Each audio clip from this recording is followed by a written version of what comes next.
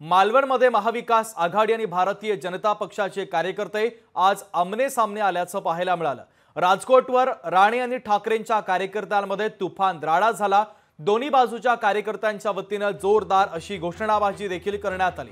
राजकोट किल्ल्यावर तणावाचं वातावरण सध्या पाहायला मिळतंय, तर आदित्य ठाकरे किल्ल्यावर दाखल होताच राणेंच्या समर्थकांनी जोरदार घोषणाबाजी करायला सुरुवात केली आणि त्यामुळे आता दोन्ही बाजूच्या कार्यकर्त्यांमध्ये वाद झाला आणि दोन्ही बाजूने जोरदार घोषणाबाजी देखील करण्यात आली। महाविकास आघाडीचे कार्यकर्ते देखील उपस्थित होते। महाविकास आघाडीचे कार्यकर्ते आणि भाजपचे कार्यकर्ते आमने सामने आल्याचं चित्र आज पाहायला मिळालं। इथे जो पुतळा होता आणि तो पुतळा समुद्रामध्ये कोसळला, त्या घटनेचा निषेध करण्यासाठी जो मोर्चा काढण्यात आला, त्या मोर्चाच्या मध्ये मोदी शहांचे दलाल आणि काही शिवद्रोही हे रस्ता अडवून बसलेत। हे शिवद्रोही आहेत। जे कारण सांगितलं जातंय की महाराजांचा पुतळा हा वाऱ्याने पडला,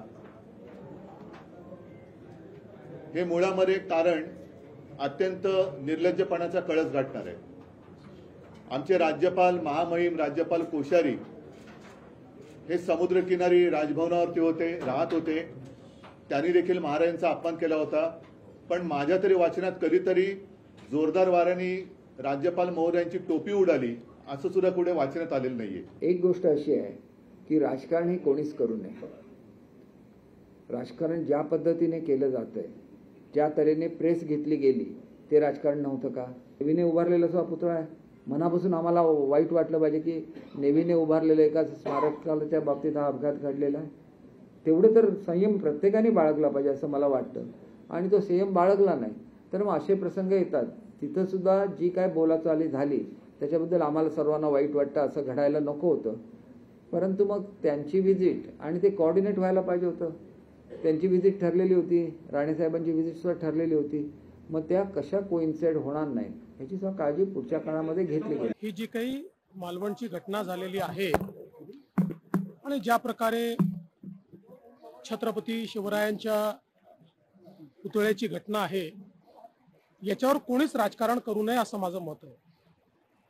पहिल्यांदा तर निश्चितपणे ही घटना आपल्या सर्वांकरता कमीपणा आणणारी घटना आहे, अतिशय दुःखद घटना आहे।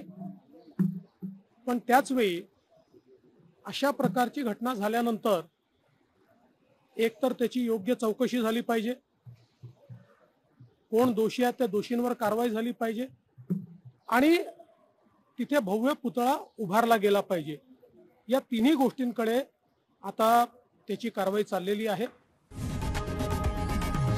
लोकशाही मराठी ऐका, पहा, जागरूक रहा।